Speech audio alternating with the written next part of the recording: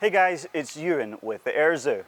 I am standing by our exhibit about Robert Clare Chandler, a pilot from Allegan, Michigan, who earned his wings through the experimental Black Pilots program at Alabama's Tuskegee Institute.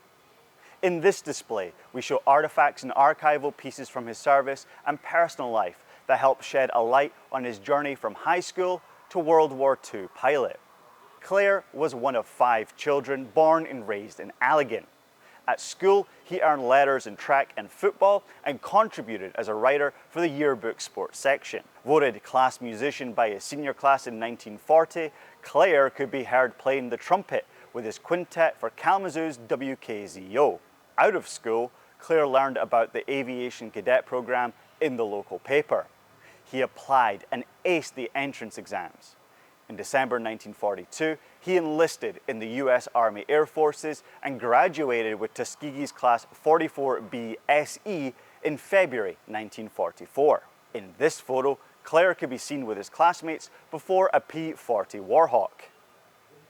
As a member of the 99th Pursuit Squadron, Clare flew 49 combat missions, many in his P-51C called Flying Ginny, named after Virginia, his sweetheart he met at Tuskegee. On his 21st mission, he crash-landed his aircraft deep behind enemy lines. To help him get home, Clare used a silk map like the one on display here.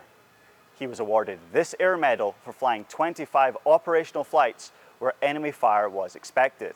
When abroad, Clare would write back home. In a letter to his father, Clare would write, "It's surprising how little is known in the States of our fighter group. Many a white person would be surprised to know of the number of trained color pilots and how efficient they have become.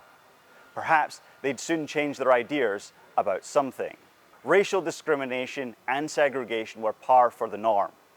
Black pilots like Clare had separate officers' clubs from their white counterparts.